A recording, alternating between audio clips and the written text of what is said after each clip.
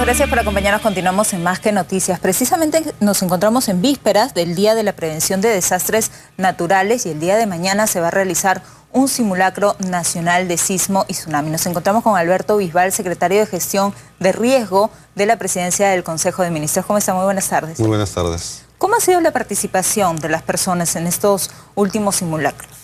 Bueno, año tras año, la Presidencia del Consejo de Ministros dicta la organización de los simulacros y encarga al INDECI que los organice cada año.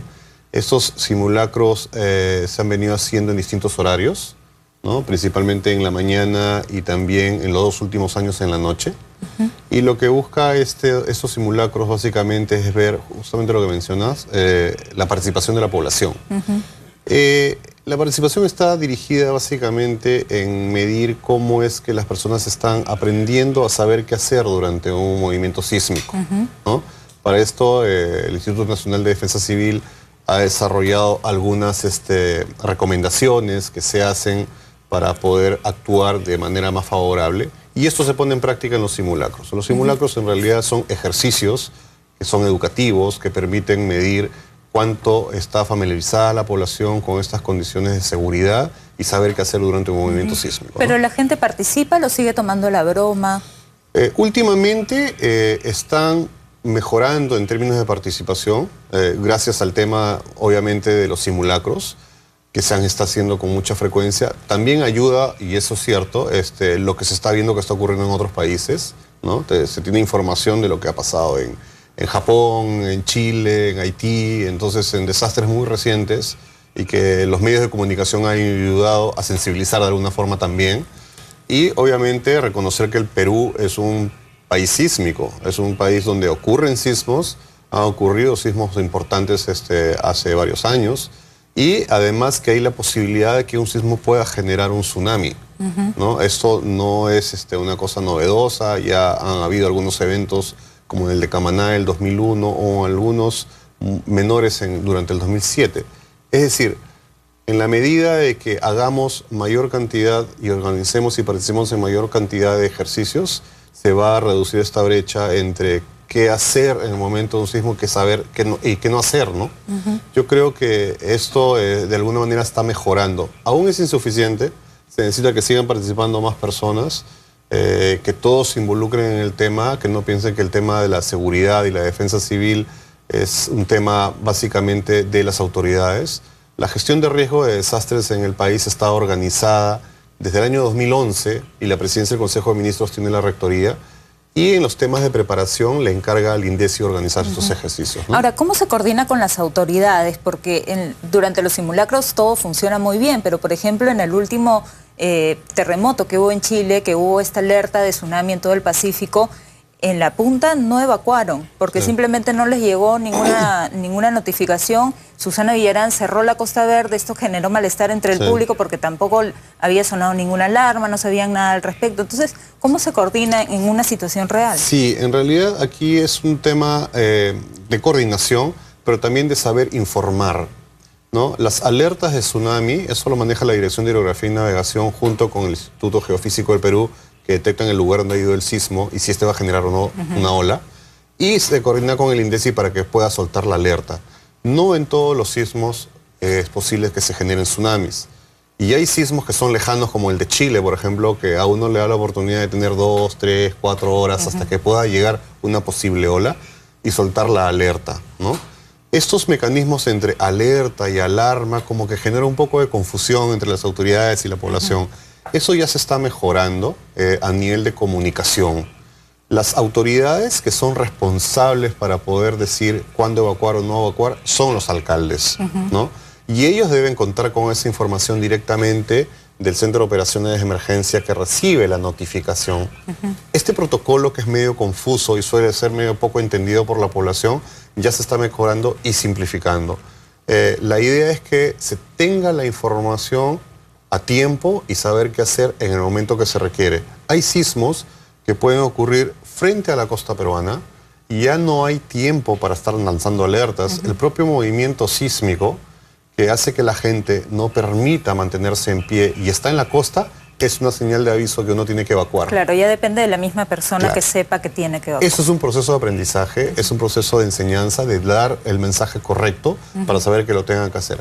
En cambio, en sismos que son lejanos, sí hay tiempo de comunicar una alerta, de Claro. mantenerse informado si hay necesidad de evacuar o no. Ese mecanismo ya se está mejorando. Es importante, por ejemplo, añadir que el Estado, el Ejecutivo ha destinado el 9 de mayo, a través de una ley, unos recursos para poder incrementar las inversiones en términos de prevención. Entre una de esas cosas está, por ejemplo, le ha encargado al INDECI la implementación de unos sistemas de altavoces y sirenas en toda la costa peruana, desde Tumbes hasta Tacna, para mejorar la capacidad de difusión de las alertas en todas las localidades costeras, por Ahora, ejemplo. y tenemos sistemas de alarmas, porque mucha gente, por ejemplo, si yo estoy en la Costa Verde, yo espero que suene algo. ¿Tenemos esos sistemas? Hay en algunos lugares sirenas, ¿no? Y uno dice, pues ya con las sirenas tenemos un sistema de alerta completo, y no es cierto. No. Es importante saber qué significa el sonido de una sirena. Y si yo tengo el sonido de una sirena, ¿a dónde debo evacuar? ¿Dónde están las rutas de evacuación? Si está bien señalizado y qué es lo que debo hacer. O sea, no basta con colocar una sirena, tiene que completarse el paquete completo. Esto está trabajándolo el INDECI, la presidencia del Consejo de Ministros le ha encargado este tema específicamente al INDECI para que lo haga, y este año se piensa terminar con gran parte de las localidades costeras que cuenten con este equipamiento. Por eso se ha asignado un dinero importante para este trabajo y esta actividad. Pero todo, como puedes comprender, tiene que ver con el tema educacional, con el tema de comunicación sobre lo que es el riesgo, ¿no? Porque no basta el equipamiento, el equipamiento tenemos muy bueno, pero si la gente no participa en los simulacros, no sabe por dónde evacuar, no sabe obedecer hacer? las indicaciones y ¿Dónde qué ponerse? hacer, pues no sirve mucho tampoco la tecnología, ¿no? Por eso es muy importante estos simulacros. Precisamente para que le quede clarísimo a la gente que nos está viendo, ¿qué hacer en el momento de un movimiento telúrico? ¿Mantenerse en el lugar y esperar a que termine el movimiento? ¿Salir corriendo? ¿Qué es lo que se tiene que hacer? Las recomendaciones que siempre ha dado el INDECI son 3 pasos muy sencillos. En realidad son más recomendaciones, pero las ha simplificado en 3 pasos muy sencillos. La primera de ellas es antes de que ocurra un sismo, o sea, ahora, en el simulacro, es importante ubicar las zonas seguras en el lugar donde yo trabaje, estudie, haga la actividad que haga durante el día o la mayor parte del día, ¿no?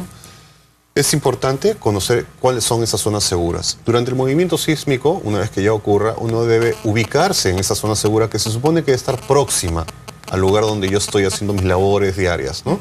Y ubicarme durante el movimiento sísmico en esa zona segura donde soy yo convencido de que no voy a tener exposición a que me dañe o algo me golpee o se caiga, ¿no?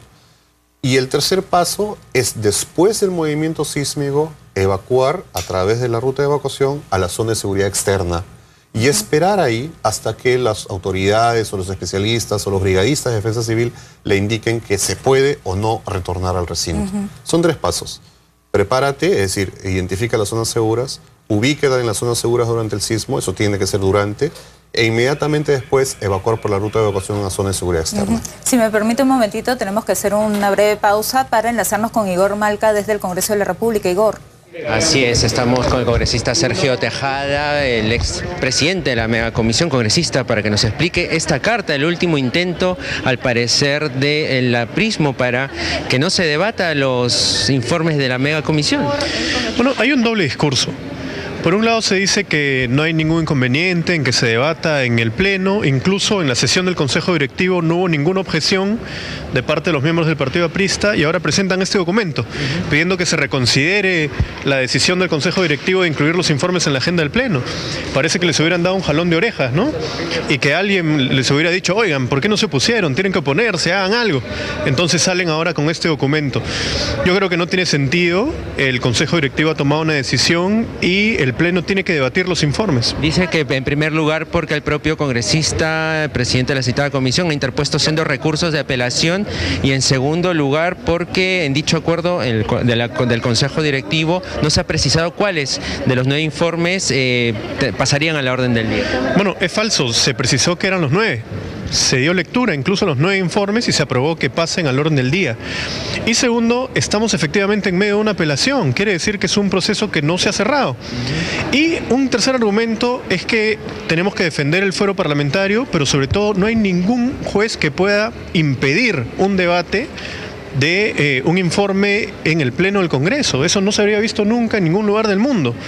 El Pleno puede debatir cualquier asunto de interés público y puede debatir informes que han surgido de comisiones investigadoras. Además señala el documento que como no está... Sí. Que de aprobarse incluso estos informes por el Pleno serían nulos, justamente por el tema de que todavía está en apelación y que el Poder Judicial declaró nulos los informes. El Poder Judicial no ha declarado nulos los informes, ha declarado nulo lo correspondiente al expresidente García Pérez, y estos serían algunas partes de 3 informes. Ni siquiera son los 3 informes completos. Entonces, si esto llegara, luego de ser aprobado al Ministerio Público, ellos podrían decir, bueno, en estas partes es nulo, en el resto no, pero no nos pueden impedir tener el debate. Lo que ellos quieren es ir más allá incluso de lo que pide el juez constitucional. Lo que quieren es enterrar los informes y que no se conozcan. Ese es el temor. Además dice que el acuerdo no ha sido ejecutado, ya, entonces ya por eso se podría evitar el tema pues hay varias versiones, ¿no? Por un lado se dice que sí está en la agenda del Pleno, por otro lado que no, por un lado que se nos va a denunciar, por el otro que no. Me parece que hay mucha confusión y preocupación sobre este tema. Los informes tienen que verse en el Pleno. No hay nada que nos impida hacerlo. Había un retroceso también del APRA, ¿no? ¿Se van a ver en el Pleno de la otra semana entonces? En principio se van a ver la próxima semana. El presidente del Congreso ha dicho que se podría ver el día miércoles. Esto depende de la mesa directiva. Esperamos que así sea, porque es necesario poner por encima el derecho de la población a conocer la verdad, a conocer si se utilizaron bien los recursos del Estado, si se utilizó bien el poder en el periodo 2006-2011. Eso es lo que está en juego ahora. Muy bien. Congresista Tejada, yo quería preguntarles ya sobre otro tema, y es sobre el tema de Ancash. Para algunos congresistas como Heriberto Benítez ha habido un exceso en estas detenciones. Víctor Crisólogo lo ha calificado incluso de cacería de brujas en Canadá.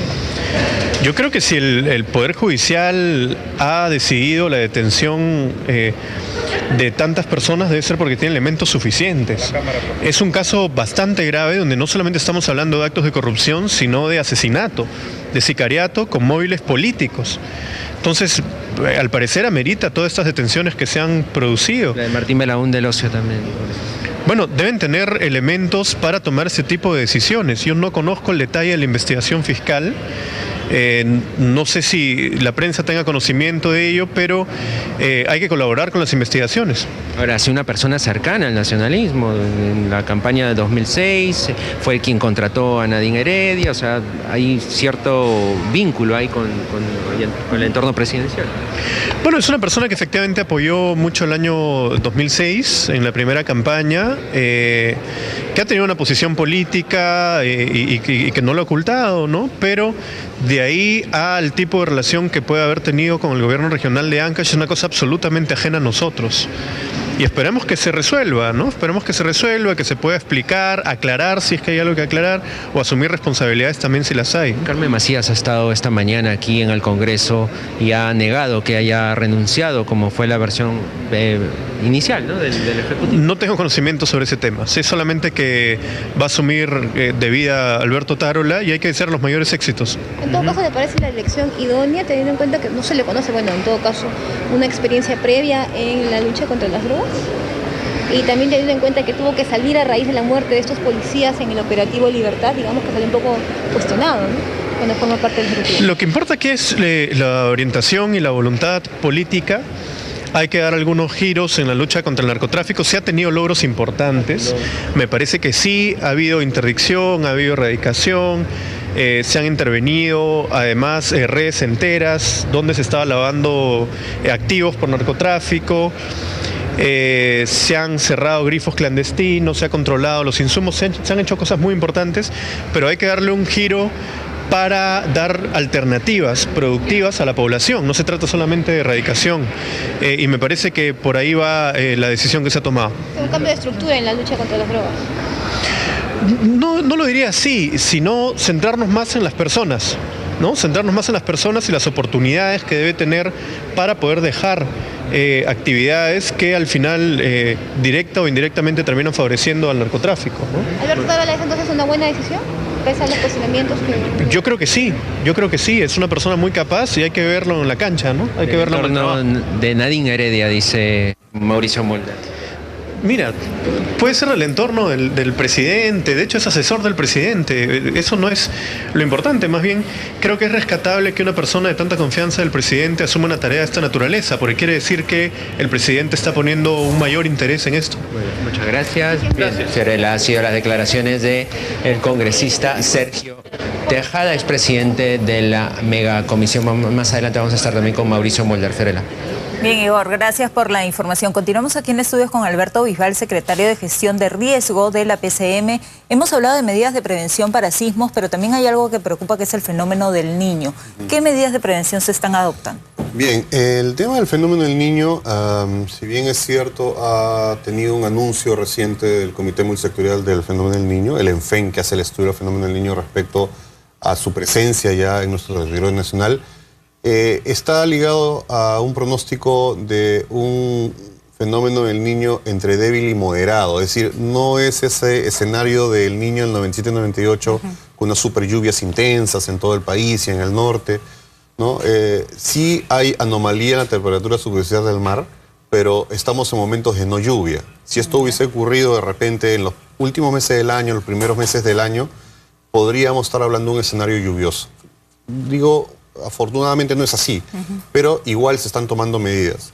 Con independencia o no de pronóstico del fenómeno del Niño, es importante saber que en algún momento también puede ocurrir, ¿no? Porque es un tema que puede ser cíclico, se puede repetir, y se vienen haciendo anualmente trabajos de descolmatación de cauces, descolmatación de quebradas y también limpiezas de algunas, digamos, canales de riego, y algunas otras infraestructuras que pueden afectarse con el tema de la crecida de los ríos.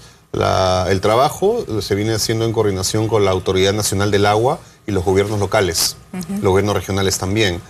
Esto es con independencia de que haya o no anuncio fenómeno del Niño, porque el tiempo para hacer estas obras debe ser en los momentos, digamos, donde no hay mucha lluvia y en momentos que me den bastante chance anticipada para poder hacer las obras. Si hoy día hubiera un anuncio fenómeno del Niño que nos dicen dentro de 2 o 3 meses vamos a tener un escenario lluvioso, esas obras ya son tardías. Hay que hacerlas antes, hay que hacerlas ya. ¿Y qué se ha hecho hasta el momento? Por ejemplo, se han invertido una cantidad importante de obras en Tumbes, en Piura, en Lambayeque y en La Libertad, que son las 4 primeras departamentos del norte del Perú, donde hay mayor posibilidad de que hayan lluvias, y se ha hecho trabajos de descolmatación. Descolmatación significa limpiar el cauce, quitarle todo ese sedimento que arrastran, digamos, las lluvias durante todo el año y que hace que la capacidad portante del agua en el cauce del río sea menor porque se va llenando de sedimento. Se limpia para que transcurra más agua cuando llueve, ¿no? Se ha hecho limpieza de quebradas también, o sea, las quebradas que traen agua de la parte alta también se limpia para que escurran libremente y no se generen huaicos, y trabajos de ese tipo que permiten hacer defensas ribereñas, etc. Se ha invertido una cantidad importante a través del Ministerio de Agricultura y la Autoridad Nacional del Agua, y el Ministerio de Vivienda, por ejemplo, el año pasado compró alrededor de 150 millones de soles en maquinaria únicamente para destinar las limpiezas de cauces. Y han venido trabajando desde el mes de noviembre hasta la fecha en esta labor. En el norte con la Autoridad Nacional del Agua y en la zona de la Sierra Sur con las maquinarias del Ministerio de Vivienda. Que creemos que en estos momentos se ha hecho, digamos, un aporte importante en términos de preparación frente a un escenario del Niño, con independencia que haya un pronóstico severo o no. O sea, digamos, teniendo en cuenta que no va a ser o no sería tan grave, por lo menos estamos encaminados a poderlo superar. Por lo menos estamos encaminados para poder soportarlo y tolerarlo de manera adecuada.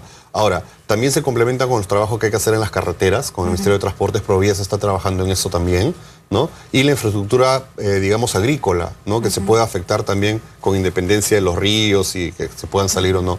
Todo esto es un paquete de prevención que se hace de manera anticipada.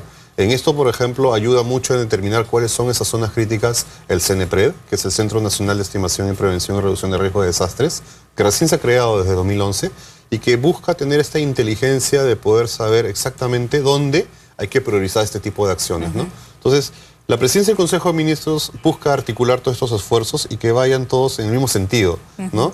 Que no se hagan cosas aisladas y que tenga una visión más hacia el desarrollo, digamos, de largo plazo, ¿no? Y finalmente, el tema de las heladas y los friajes, ¿qué se está haciendo? Bueno, este año, al igual que el año pasado, se ha implementado un plan nacional para enfrentar el tema de heladas y friajes. Se han destinado 385 millones de soles. Se hizo incluso un simulacro. Se hizo un simulacro el 12 y 13 de mayo. Por primera vez. Que por primera vez se hace en temas de heladas y friajes, porque muchas personas dicen, pero los simulacros son para evacuar, ¿no? Para ponerse en un lugar seguro. ¿Cómo es de heladas y friajes? Los simulacros en realidad son ejercicios. Esta vez por el tema de heladas y friajes lo que se puso en práctica no es un tema de evacuación. Lo que se puso en práctica es la organización logística de distribución que los sectores del Ejecutivo, principalmente los ministerios, han destinado con estos fondos que se han dado para el tema de heladas y friajes. Por ejemplo, el Ministerio de Agricultura ha estado distribuyendo kits de medicinas veterinarias y pacas de heno, por ejemplo, para el ganado altoandino, que generalmente sufre el descenso de temperaturas. Sin, por ejemplo, perjuicio de todo lo que ha venido haciendo el Ministerio de Salud desde enero en temas de vacunación, inmunización y atención médica en estas zonas. Son 41 localidades asociadas a estos espacios que se llaman tambos, que son estos espacios donde el Ejecutivo y el Estado lleva los servicios públicos hacia la población más dispersa y alejada, que no tiene acceso. Y ahí, por ejemplo, está el Ministerio de Salud, el Ministerio de Agricultura. También participa, por ejemplo, el Ministerio de la Mujer, ha estado repartiendo kits de abrigo a 225.000 personas. La distribución termina el día 10 de junio y lo bueno es que esto se está haciendo con anticipación. En los años anteriores estábamos llegando con las justas en el momento del friaje y la helada con los ropas de abrigo. Se está empezando esto desde el mes de abril. En mayo hicimos el simulacro para ver cómo podíamos mejorar la capacidad logística. Y en junio estamos terminando de hacer toda la distribución de brines de abrigo, de las pacas de heno para los animales, de los kits de medicinas, las atenciones de salud, etc. ¿No hay la posibilidad de evacuar a estas personas durante el friaje y luego que retornen al lugar? No, lo que se hace es trabajar con el, digamos, reforzamiento calórico en el lugar, ¿no? Se está trabajando para las propias viviendas, con el Ministerio de Educación para las propias escuelas. El Ministerio de Educación, por ejemplo, está distribuyendo los kits pedagógicos, que es un tema bastante interesante porque da la opción a los docentes de trabajar sobre el tema en momentos de baja temperatura o, en su defecto, cuando se suspendan las clases escolares porque la temperatura bajó debajo de 0 grados, los niños tienen que recibir ese tipo de educación en sus casas mientras retornan a la escuela durante una semana, 2 semanas probablemente. Que no pierdan esas horas valiosas. Pierdan, y este kit educativo lo llevan a la casa y ayudan a los padres a poder reforzar el trabajo de la escuela para que no pierdan esos días que tienen que estar en mejor condiciones calóricas, ¿no? También en este año se han destinado una cantidad importante de vacunas de 2 tipos, de neumococo y de influenza. La neumococo se aplica periódicamente a los niños, ¿no? Durante todo el año, que son menores de 1 año, ¿no? Y es una vacuna que sirve para toda la vida. Pero anualmente se hacen campañas de vacunación contra la influenza. La influenza sí es estacional, o sea, en la estación de otoño-invierno hay que aplicarla. Y esta es anual para todas las personas, ¿no?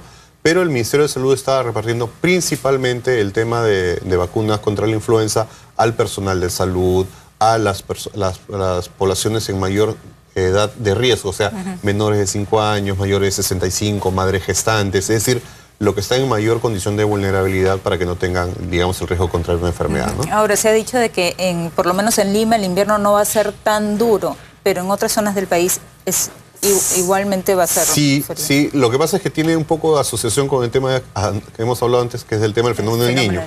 En la costa, la temperatura superficial del mar, como ya habíamos comentado, ha aumentado un poquito. Entonces, la temperatura en la costa no va a ser tan fría como todo lo suele ser en otoño e invierno. Vamos a tener, digamos, un invierno un poquito cálido. No significa que va a ser calor, pero no hay que descuidarse tampoco. Pero en la zona sur, sobre todo altoandina, las zonas de heladas, estas condiciones sí van a ser como normalmente es todos los años. Hay que acordarnos que esto ocurre todos los años, esto es normal que ocurra. Lo que no es normal es que haya daño, ¿no? Que hayan enfermos, que hayan muertes por neumonía, etc. Si uno compara los años en términos de defunción por neumonía de menores de 5 años o casos de infecciones respiratorias agudas, en lo que va del 2014 a esta semana, si uno compara, es menor de lo que ha ocurrido en 2013-2012 gracias a esa intervención multisectorial que se viene haciendo, ¿no? Bien, finalmente, para ya que quede clarísimo y para retomar el tema con el que iniciamos la entrevista, el llamado a la gente para que participe mañana de este simulacro que va a ser a las 3 de la tarde, ¿verdad? Sí, no se olviden de participar. El día de mañana viernes 30 de mayo, a las 3 de la tarde es el simulacro nacional de sismo y tsunami. Aquí es muy importante la participación de la población, lo que estén haciendo a las 3 de la tarde y que puedan aprender los pasos que el Instituto Nacional de Defensa Civil siempre ha dado, ¿no? En la parte previa de preparación, ubicar la zona segura y luego evacuar la zona segura externa. Bien, muchísimas gracias por haber venido. Ya lo sabe, tómenlo en serio, aprovechen la oportunidad para conversar con su familia y saber cuáles son las áreas seguras, sobre todo en nuestros domicilios. Fue Alberto Bisbal, secretario de Gestión de Riesgo de la PCM. Nosotros nos vamos a una breve pausa, regresamos en Más que Noticias.